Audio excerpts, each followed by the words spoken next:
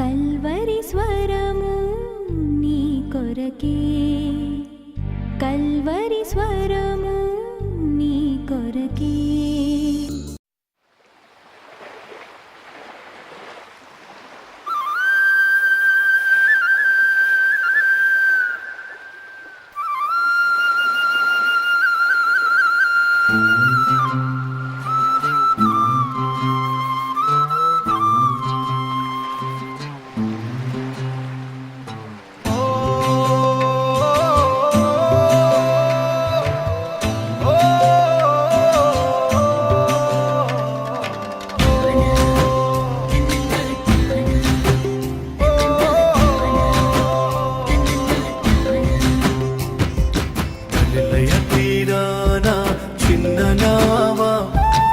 యేసయ్యా ఏర్పరచుకున్న నావా, గలిలయ తీరాన చిన్న నావా, యేసయ్యా ఏర్పరచుకున్న నావా. యేసయ్య సేవలో వాడబడిన, యేసయ్య బోధకు ఉపయోగపడిన ఆ నావలా నేనుంటే చాలునయ్యా. గలిలయ తీరాన చిన్న నావా, యేసయ్య ఏర్పరచుకున్న నావా, గలిలయ తీరాన చిన్న నావా, యేసయ్య ఏర్పరచుకున్న నావా.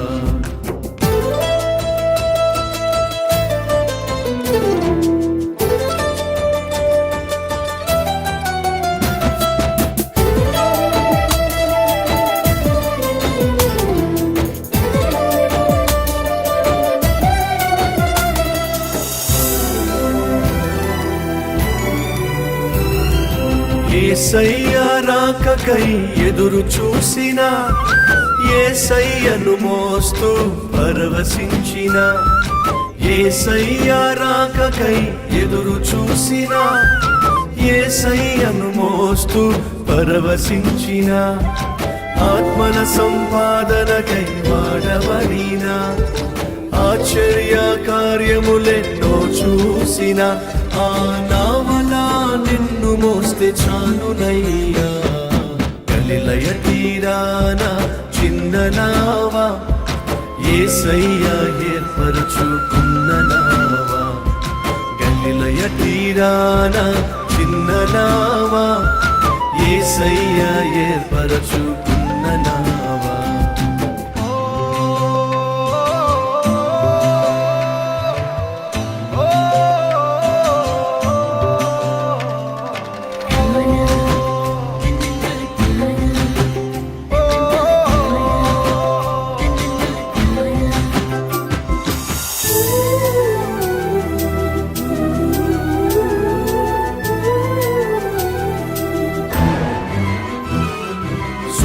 సుడిగుండాలెన్నో ఎదురొచ్చిన, పెను తుఫానులెన్నో అడ్డొచ్చిన, సుడిగుండాలెన్నో ఎదురొచ్చిన, పెను తుఫానులెన్నో అడ్డొచ్చిన, ఆగకుండా ముందుకే కొనసాగిన, అలు పెరగని సేవకై సిద్ధపడిన ఆ నావలా నన్ను కూడా వాడుమయ్యా.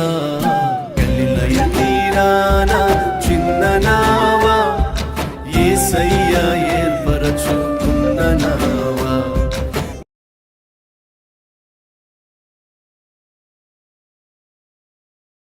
మార్కు సువార్త 9వ అధ్యాయము 14వ వచనం నుంచి చదువుతున్నాను. వారు శిష్యుల యొద్దకు వచ్చి వారి చుట్టూ బహుజనులు కూడి ఉండుటయు, శాస్త్రులు వారితో తర్కించుటయు చూచిరి.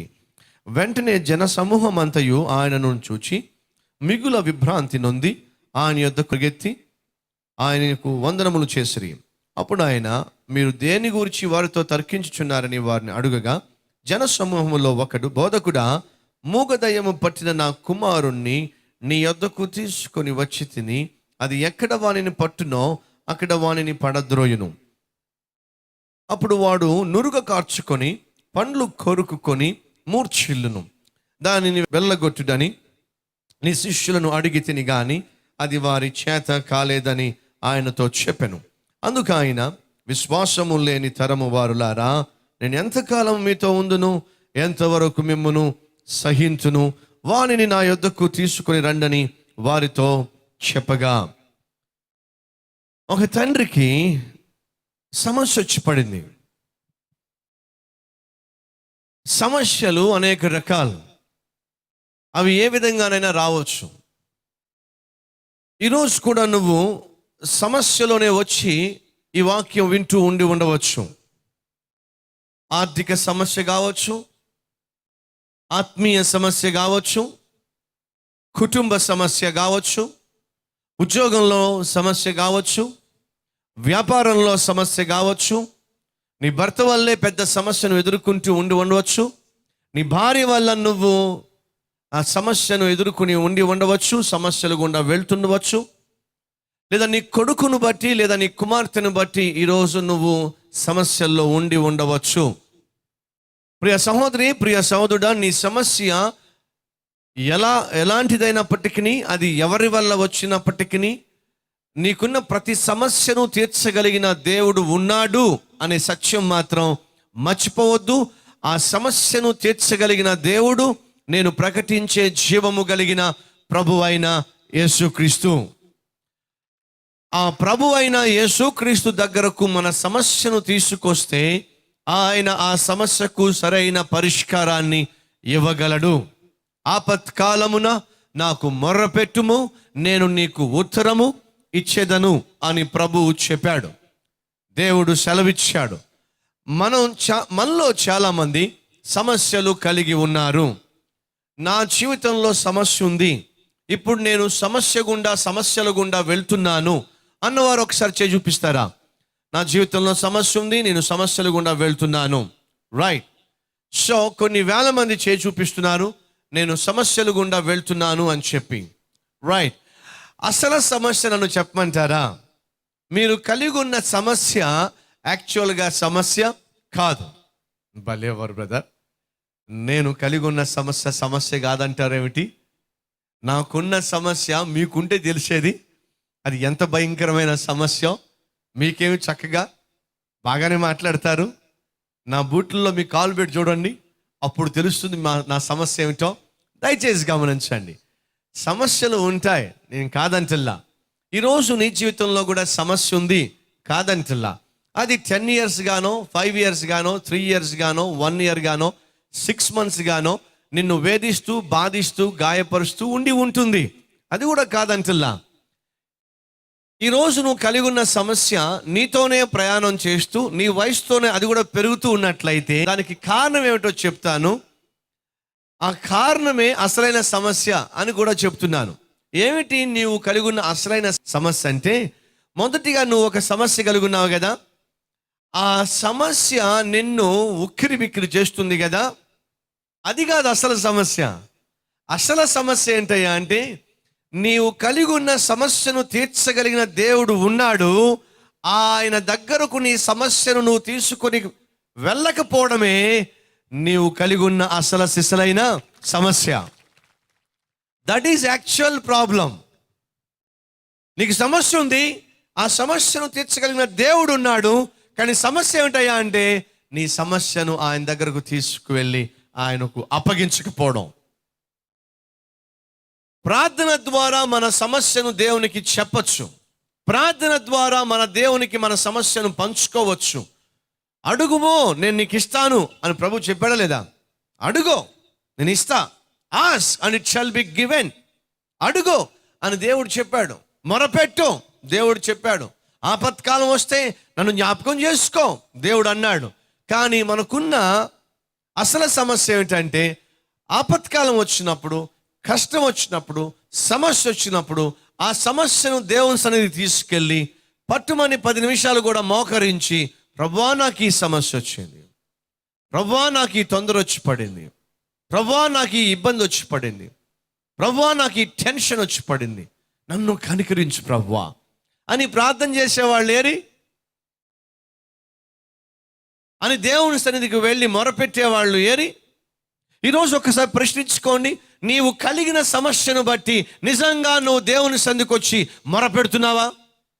నువ్వు కలిగి ఉన్న ఇబ్బందిని బట్టి నిజంగా దేవుని సంధిలో నువ్వు గోజాడుతున్నావా? నీవు కలిగి ఉన్న సమస్యను బట్టి నిజంగా దేవుని సంధిలో మోకరించి ఏకాంతంగా ఆయనకు నీ సమస్యను చెప్పుకున్నావా? చెప్పుకున్న రోజు అంటూ ఏదైనా ఉందా? ఇలా వాక్యం చెప్తూ ఉంటే, ఆ వాక్యం చెప్పిన తర్వాత ప్రార్థన చేస్తూ ఉంటే, ఆ ప్రార్థన 2 నిమిషాలు చేస్తే 2 నిమిషాలు నువ్వు కళ్ళు మూసుకుని ప్రార్థన చేసేసాను, అదేనా ప్రార్థన? భోజనం చేస్తున్నప్పుడు పక్కన ఉన్న వాళ్ళు, ప్రభువా ఈ ఆహారం ఇచ్చినందుకు నీకు వందనాలు, స్తోత్రాలు, ఆమెన్ అని అంటే ఆమెన్, అదేనా ప్రార్థన? మనలో చాలా మంది ఇటువంటి ప్రార్థనా జీవితాన్ని అలవాటు చేసుకున్నారు, కానీ వ్యక్తిగతంగా దేవునితో కొంత సమయం ఏకాంతంగా గడిపే జీవితాన్ని అలవాటు చేసుకోవాలా. వ్యక్తిగతంగా దేవుణ్ణి కలుసుకునే జీవిత విధానాన్ని అలవాటు చేసుకోవాలా. నువ్వు నేను మన జీవితంలో ఉన్న సమస్యల నుంచి, కష్టాల నుంచి నిజంగా విడుదల పొందుకోవాలంటే ఏకాంతంగా నువ్వు దేవుణ్ణి కలుసుకోవాలి. యేసుక్రీస్తు సాక్షాత్తు దేవుడు.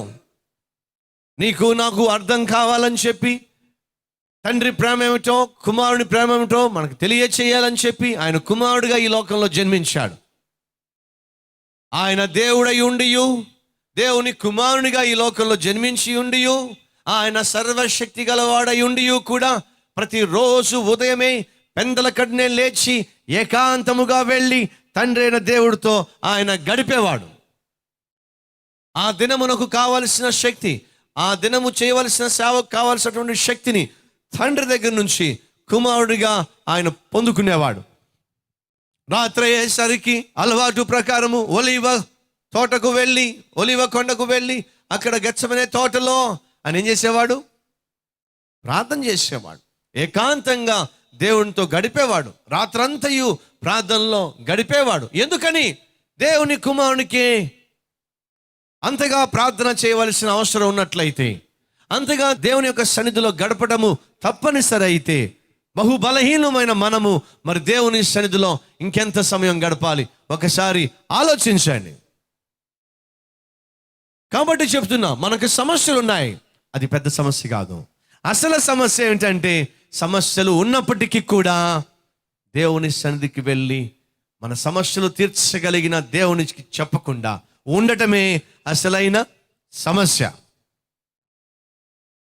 నీకు రోగం ఉంది, ఆ రోగానికి సరైన మందు ఇవ్వగలిగిన డాక్టర్ మీ ఇంటి పక్కనే హాస్పిటల్ పెట్టుకున్నాడు. రోగం ఉంది, రోగాన్ని నయం చేయగలిగిన మందులు ఇచ్చే డాక్టర్ పక్కనున్నాడు. ఈ రోగం తగ్గటంలా ఇప్పుడు అసలు సమస్య అని చెప్పండి. నీ రోగం కాదు, మరి ఏమిటి అసలు సమస్య? రోగాన్ని తగ్గించడానికి కావాల్సిన మందులు ఇవ్వగలిగిన డాక్టర్ ఉన్నప్పటికీ కూడా అక్కడికి వెళ్ళి ఆ సమస్యను చెప్పుకోకపోవడమే నీకు అసలైన సమస్య, అసలైన ఇబ్బంది. కాబట్టి చెప్తున్నా ప్రియ సహోదరి సహోదరుడా, ఈరోజు నువ్వు ఏ సమస్య కలిగి ఉన్నా, ఏ అవసరం కలిగి ఉన్నా, ఏ కష్టం కలిగి ఉన్నా దాన్ని తీర్చగలిగిన దేవుడు ఉన్నాడు. ఆయన నేను ప్రకటించే జీవం కలిగిన ప్రభు అయిన యేసుక్రీస్తు. ఆయనకు నీ సమస్యను అప్పగించు. బెస్ట్ ఎగ్జాంపుల్ చెప్పమంటారా? మీరు వేసుకున్న బట్టలు చిరిగిపోతే ఎక్కడ తీసుకెళ్తారు? ఆ బట్టలు కుట్టే టైలర్ దగ్గరికి తీసుకెళ్తారు. మీ పుస్తకం చిరిగిపోయింది అనుకోండి, ఏం చేస్తారు? ఆ పుస్తకాన్ని బైండింగ్ చేసి వాని దగ్గరికి వెళ్ళి చూపిస్తారు. ఈ స్పెట్స్ ఒకవేళ పాడైపోయినాయి అనుకోండి, ఈ గ్లాసెస్ ఒకవేళ పాడైపోయినాయి అనుకోండి, ఏం చేస్తారు? ఈ గ్లాసెస్ని బాగు చేసే వాని దగ్గర తీసుకెళ్తాడు. ఒకవేళ మీరు వేసుకునే చెప్పులు తెగిపోయినాయి అనుకోండి, ఏం చేస్తారు? చెప్పులు కుట్టే వాని దగ్గర తీసుకెళ్ళి ఆ చెప్పులు ఇస్తారు. నీకు బాగా తెలుసు, చెప్పులు తెగిపోతే వెంటనే ఏం చేస్తావు? ఎక్కడున్నాడు ఎక్కడున్నాడు అని చెప్పి రోడ్డు అంతా వెతుక్కుని వాడి దగ్గరికి వెళ్తావు. ప్యాంటు చిరిగిపోతే ఏం చేస్తావు? గబగబా వెళ్ళి టైలర్కి ఇచ్చి కుట్టించుకుంటావు. నీకు తెలుసు బట్టలు చిరిగిపోతే టైలర్ దగ్గరికి వెళ్ళాలని, చెప్పులు తెగిపోతే చెప్పులు కుట్టేవాడి దగ్గరికి వెళ్ళాలని, పుస్తకం చిరిగిపోతే బైండర్ దగ్గరికి వెళ్ళాలని తెలుసు.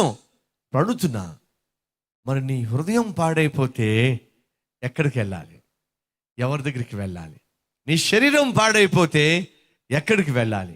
ఎవరి దగ్గరికి వెళ్ళాలి? చెప్పండి చెప్పండి. ఇప్పుడు చెప్పులు తెగిపోతే చెప్పులు కుట్టేవాడి దగ్గరికి వెళ్తావు, బాగుంది. బట్టలు ఒకవేళ చిరిగిపోతే టైలర్ దగ్గరికి వెళ్తావు, బాగుంది. పుస్తకాలు ఒకవేళ చిరిగిపోతే బైండర్ దగ్గరికి వెళ్తావు, బాగుంది. మరి నీ హృదయం పాడైపోతే, మరి నీ కుటుంబం పాడైపోతే, మరి నీ శరీరం పాడైపోతే ఎవరి దగ్గర తీసుకెళ్ళాలి? ఎవరి దగ్గర తీసుకెళ్ళాలి? దానిని సృష్టించిన వాని దగ్గరికి తీసుకెళ్ళాలి. ఆయనే నేను ప్రకటించే ప్రభు అయిన యేసు. ఆయనే కదా తన చేతులతో ఈ శరీరాన్ని సృష్టించింది. ఈ శరీరంలో ఉన్న ప్రతి భాగాన్ని తన మహాజ్ఞానముతో ఆయనే కదా ఏం చేశాడు? క్రియేట్ చేసింది. మీకు తెలుసా అండి, సహజంగా మీ బాడీలో దేవుడు పెట్టిన అన్ని పార్ట్స్కి స్పేర్ పార్ట్ పెట్టాడు. తెలుసా మీకు? స్పేర్ పార్ట్ పెట్టాడా? ఏమండి, కిడ్నీ ఉందనుకోండి, ఒక కిడ్నీ పాడైంది అనుకోండి, ఇంకో స్పేర్ పార్ట్ ఉందా లేదా? ఇంకో కిడ్నీ. అవునా? ఈ కన్ను ఏమైనా అయిందనుకోండి, ఈ కన్ను ఉందా లేదా? ఎస్పెషల్లీ మీరు జలుబు చేస్తూ ఉంటుంది కదా, మీరు ఇప్పుడు గమనించారా? జలుబు చేసినప్పుడు ఈ వైపు బ్లాక్ అయింది అనుకోండి, వెంటనే ఈ వైపు సెటిల్ అయిపోద్ది. ఇటుపక్క బ్లాక్ అయింది అనుకోండి, వెంటనే ఇటుపక్కది సెటిల్ అయిపోద్ది. అవునా? కుడి చెయ్యి, ఎడం చెయ్యి. కుడి చెయ్యి వినపట్లేదు అనుకోండి, ఇటుపక్క ఉంది కదా, ఇటుపక్క ఉంది. కుడి కాలు పై నొప్పి అనుకోండి, ఎడం కాలు ఉంది. అవునా? దేవుడు అన్నిటికీ కూడా రెండు పార్ట్లు ఇచ్చాడు, కానీ ఒకే నోరు ఇచ్చాడు. ఎందుకని? ఈ ఒక్క నోరుతో చేస్తున్నాం మనం. పొరపాటు 2 నోర్లు ఇస్తే ఇంకేమైనా ఉందా? 2 చెవులు ఇచ్చి ఒక నోరు ఇచ్చిన కారణం ఏమిటంటే ఎక్కువగా విను, తక్కువగా మాట్లాడు. మన రివర్స్ కదా, ఎక్కువగా మాట్లాడతాం, తక్కువగా వింటాం. అందుకే సమస్యలు.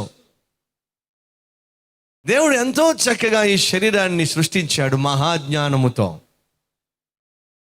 ఒకవేళ ఈ శరీరంలో ఏదైనా ప్రాబ్లం వస్తే ఏం చేయాలి? ఎవరి దగ్గర తీసుకెళ్ళాలి? మొదటిగా ప్రభు దగ్గరికి తీసుకెళ్ళాలి. డాక్టర్ దగ్గరికి వెళ్ళడం తప్పని కానీ, మెడిసిన్ వాడడం తప్పని కానీ పొరపాటును కూడా నేను చెప్పను. బైబిల్ ఎప్పుడూ కూడా వైద్యాన్ని వ్యతిరేకించలా. లూకా సువార్త రాసిన వ్యక్తి ఎవరో తెలుసా మీకు? వైద్యుడైన లూకా అని బైబిల్లో ఉంది. ఆ సువార్త రాసిన వ్యక్తే వైద్యుడు. వైద్యాన్ని దేవుడు వ్యతిరేకించినట్లయితే వైద్యుడిని దేవుడు వాడుకునేవాడు కాదు. వైద్యుడు అనే పదాన్ని కూడా బైబిల్లో వాడనిచ్చేవాడు కాదు. యేసుక్రీస్తు ఒక చక్కని స్టేట్మెంట్ ఇచ్చాడు. ఏమని? నేను వైద్యులకు పరమ వైద్యుణ్ణి. అంటే అర్థం ఏమిటి? వైద్యాన్ని ఆయన వ్యతిరేకించలా. వైద్యాన్ని నిజంగా ఆయన వ్యతిరేకించినట్లయితే తనను తాను వైద్యునితో పోల్చుకునేవాడు కాదు. కాబట్టి మీకు నిజంగా వ్యాధి వచ్చినప్పుడు, రోగం వచ్చినప్పుడు అందుబాటులో ఉన్న మంచి మెడిసిన్ వాడడం తప్పు కాదు. అందుబాటులో ఉన్న మంచి డాక్టర్ దగ్గరికి వెళ్ళడం తప్పు కాదు. కానీ గమనించండి, అందుబాటులో ఉన్న మెడిసిన్ వాడక మునుపు, అందుబాటులో ఉన్న డాక్టర్ దగ్గరికి వెళ్ళక మునుపు నువ్వేం చేయాలి? వీరిని మనకు అనుగ్రహించిన దేవునికి మన సమస్యను ముందుగా చెప్పాలి. That is most important. గమనించండి, వైద్యులు నీకున్న రోగం ఏమిటో గుర్తించి నీకు మందులు ఇస్తారు, కానీ యాక్చువల్గా నయం చేసేది మాత్రం దేవుడే అనే సత్యము మర్చిపోవద్దు. డాక్టర్సే అంటారు ఏమని? మేము కేవలం ట్రీట్మెంట్ ఇస్తాం, కానీ స్వస్థపరిచేది మాత్రం దేవుడే. కాబట్టి ఈ సత్యం మాత్రం మర్చిపోవద్దు. So when you have a problem, నీకు ఒక సమస్య ఉన్నప్పుడు దయచేసి విను. ఆ సమస్యను వెంటనే ప్రభు దగ్గరకు తీసుకువెళ్ళు. అలా నువ్వు ప్రభు దగ్గరకు తీసుకుని వెళ్లకుండా జీవించే జీవితమే సమస్యల్లో కూరుకుపోయే జీవితం. సో ప్రతిదినం ఉదయము అలాగే సాయంత్రము కొంచెం సమయము దేవునితో గడపడానికి నిన్ను నీవు అప్పగించుకో. ఒకానొక సమయంలో ఒక సేవకుడు, చాలా కాలం క్రితం జరిగిన సంఘటన, ఇతర దేశాలకు వాక్యం చెప్పడానికి వెళ్ళాడు. అలా వెళ్ళిన తర్వాత, మీటింగ్ అయిపోయిన తర్వాత తన ఇంటికి ఫోన్ చేయాలని చెప్పి దగ్గరలో టెలిఫోన్ బూత్ ఉంటే అక్కడ కూర్చున్న వ్యక్తిని అడిగాడట, నేను మా దేశానికి ఫోన్ చేయాలంటే అదిగో లోపల క్యాబిన్ ఉంది కదా, ఆ క్యాబిన్లోకి వెళ్ళి ఫోన్ డయల్ చేసుకోండి అని చెప్పంటే ఆ క్యాబిన్లోకి వెళ్ళాడు. వెళ్తే అంత చీకటిగా ఉంది. ఏమిటి? అంత చీకటిగా ఉంది. ఆ ఫోను సరిగ్గా కనిపించట్లా, నెంబర్ నొక్కాలంటే కుదరట్లా. ఆ క్యాబిన్ నుంచి బయటకు వచ్చి అంటున్నాడు, అయ్యా లోపల లైట్ ఏం లేదేంటి, అంత చీకటిగా ఉంది, అంత గలిబిలిగా ఉంది, నాకేం కనిపించట్లేదు అని అంటే ఆ టెలిఫోన్ బూత్ అతను అంటున్నాడు, ఆ క్యాబిన్ తలుపేయండి, ఆటోమేటిక్ లోపల వెళ్తురు వస్తాయని చెప్పి అన్నాడు. అరే భలే ఉందే అని చెప్పి లోపలికి వెళ్ళి క్యాబిన్ తలుపు వేస్తే వెంటనే లోపల గదంతా ఏమైందట? వెలుగుమయమైపోయి ఉంది. ప్రభు చెప్తున్నాడు, మీరు నా దగ్గరకు రండి, నాతో ఏకాంతంగా గడపండి, నేను రహస్యము నుంచి మీ ప్రార్థన విని మీకు జవాబు ఇస్తాను. రహస్యంగా నా దగ్గరికి వచ్చి కలుసుకోండి, రహస్యమందు నేను చూస్తూ మీకు జవాబు ఇస్తాను. అనగా అర్థం ఏమిటంటే, ఈ లోకంలో ఉన్న గలిబిలి, ఈ లోకంలో ఉన్న చీకటి, ఈ లోకంలో ఉన్న తొందరలు, ఒత్తిళ్లు మనల్ని ఉక్కిరి బిక్కిరి చేస్తున్నప్పుడు మనం ఏం చేయాలి తెలుసా? ఈ లోకం నుంచి వేరై ఒంటరిగా గదిలోకి వెళ్ళి, ఈ లోకం మన గదిలోకి రాకుండా ఏం చేయాలి? తలుపు మూసేసుకోవాలి. ఎప్పుడైతే మనం ఒంటరిగా ప్రభువును కలుసుకోవడానికి వెళ్ళి గది యొక్క తలుపు మూసేస్తామో, అలా మూసి మోకరిస్తామో, దేవుని యొక్క సన్నిధి, ప్రసన్నత, ప్రత్యక్షత మన మధ్యకు దిగి వస్తుంది. మన గది వెలుగుమయమైపోతుంది, మన జీవితము వెలుగుమయమైపోతుంది. మన చుట్టూ దేవుని యొక్క సన్నిధి మనం అనుభవించవచ్చు. అసస్సి వాసియగు ఫ్రాన్సిస్ అనే భక్తుడు తను రాత్రులు లేచి ప్రార్థన చేయడం అలవాటు. తన చుట్టూ ఎప్పుడు శిష్యులు ఉండేవాళ్ళు. తను ఏదో గొప్ప ప్రార్థనా పరుడని అందరికీ తెలిసే విధంగా ఎప్పుడు ప్రవర్తించేవాడు కాదు. కొంతమంది గట్టిగా ప్రార్థన చేస్తారు. ప్రార్థన చేసేటప్పుడు కావాలని చెప్పి తలుపులు తెరిచి మరీ ప్రార్థన చేస్తారు. ఎందుకు? అందరూ చూడాలి కాబట్టి, ఎందుకు? అందరూ వినాలి కాబట్టి. వీళ్ళు ప్రార్థన చేస్తా ఉంటే ఆ వీధి చివరిన వాళ్ళకు కూడా అర్థమైంది, ఓ మొదలు పెట్టాడు బాబు వీడు అని చెప్పేసి. నో, మనలో ఎవరికైనా ఆ వీక్నెస్ ఉంటే దయచేసి వెంటనే దాన్ని మార్చుకోండి. పరిచయం అలాగే చేసేవాళ్ళు, గట్టిగా ప్రార్థనలు చేసేవాళ్ళు, అందరికీ తెలియాలని చెప్పి వేషధారులుగా ప్రార్థన చేసేవాళ్ళు. అది ఏమాత్రం మంచి ఆత్మీయత కాదు.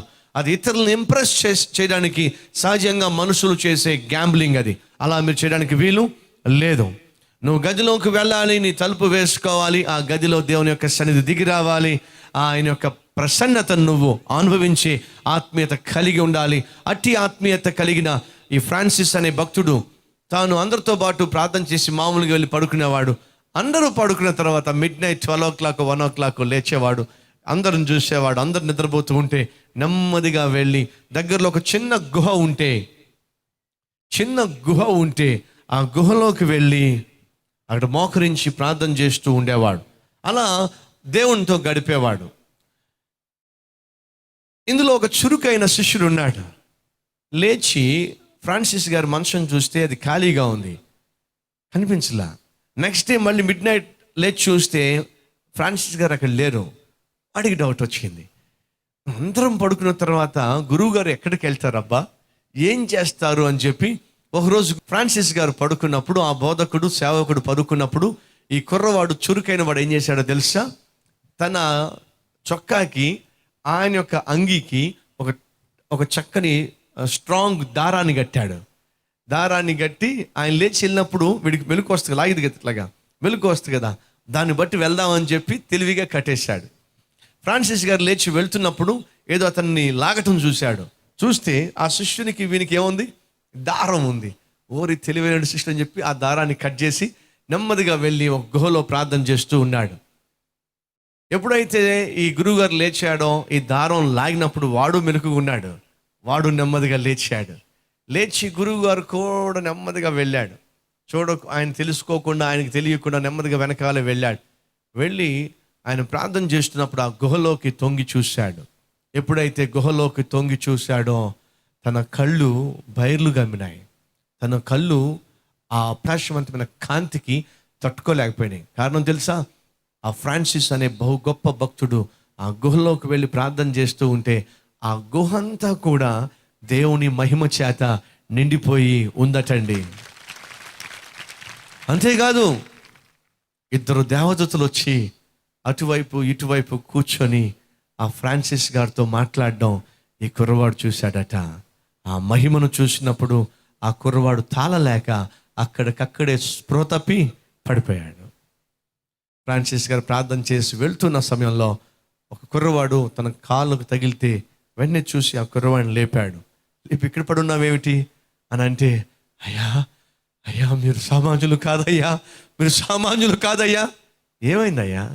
అయ్యో దేవదూతల దిగి రావటం ఏమిటి, మీతో పాటు కూర్చొని ముచ్చటించడం ఏమిటి, దేవుని మహిమను దిగి రావడం ఏమిటి, అయ్యో ఎంత గొప్ప సేవకులయ్యా. అప్పుడు ఫ్రాన్సిస్ ఏం చెప్పాలి? చూసావా నేనెంత గొప్ప సేవకున్నావు, చూసావా నా తడాక ఏంటో, ఇదిగో జాగ్రత్తగా అందరికీ తెలిసే విధంగా ఈ విషయాన్ని నేను చెప్పానని చెప్పు మాకు, కానీ నువ్వు మాత్రం అందరికీ చెప్పు. మనమైతే ఇలాగే చేస్తాం కదా. అప్పుడు ఆ కుర్రవాడిని చేతుల్లోకి తీసుకొని ఆ ఫ్రాన్సిస్ అన్నాడట, అయ్యా ఎటువంటి ఆత్మీయ అనుభవాన్ని నేను కలిగి ఉన్నానో, ఏ రీతిగా దూతలతోనే దేవదూతలతోనే నేను ఆ సత్సంబంధాన్ని కలిగి ఉన్నానో, ఈ విషయాన్ని ఎన్నటికీ నువ్వు ఎవరితో చెప్పనని నాకు మాటిస్తావా? నేను బ్రతికున్నంత కాలము ఈ విషయం ఎవరికి తెలియకూడదు, నాకు మాటిస్తావా అని చెప్పి ఆ శిష్యుని దగ్గర మాట తీసుకున్నాడట. ఆ శిష్యుడు ఈ ఫ్రాన్సిస్ గారు చనిపోయిన తర్వాత పడి పడి ఏడుస్తూ అప్పుడు చాటి చెప్పాడండి, ఈ సేవకుడు సామాన్యుడు సేవకుడు కాదు, సాక్షాత్తు దేవుని మహిమే ఆయన ప్రార్థన చేస్తున్నప్పుడు దిగి వచ్చేది. దేవదూతలే దిగి వచ్చి ఆయన ప్రార్థన విని ఆ ప్రార్థనలు తీసుకెళ్ళేవయ్యా. అందుకు నేనే ప్రత్యక్ష సాక్షినయ్యా. కాబట్టి చెప్తున్నా, నువ్వు నీ గదిలోకి వెళ్ళి ఒంటరిగా దేవుడితో మాట్లాడుకునే అనుభవాన్ని కలిగి ఉండు.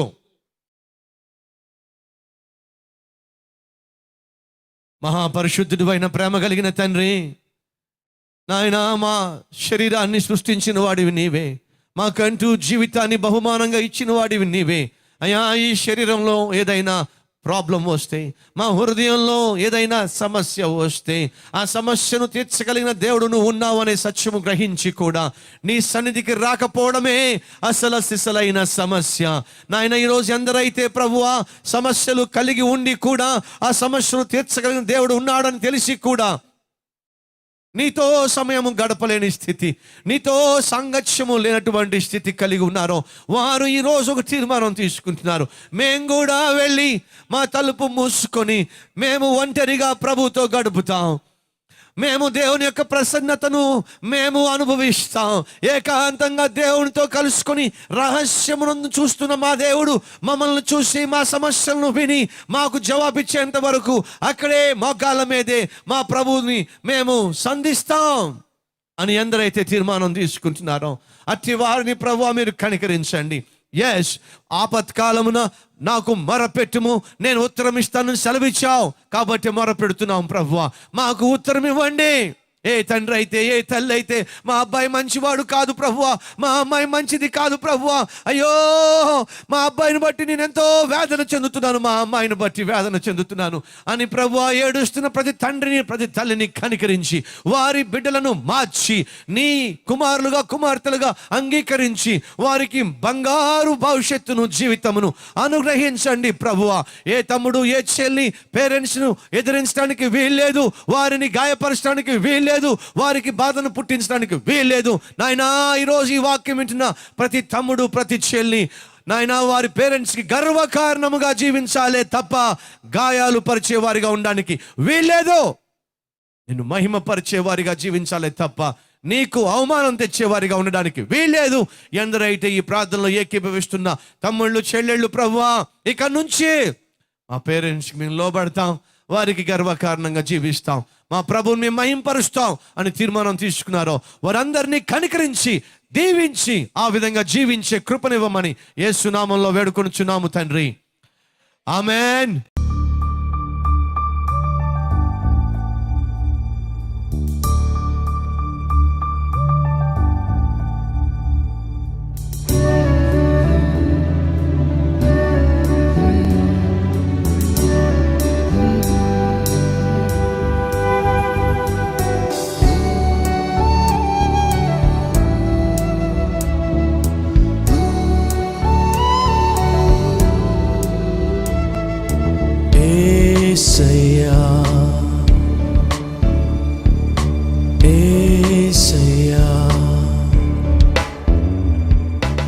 Address Calvary, post box number 30, Kukatpally, Hyderabad 72.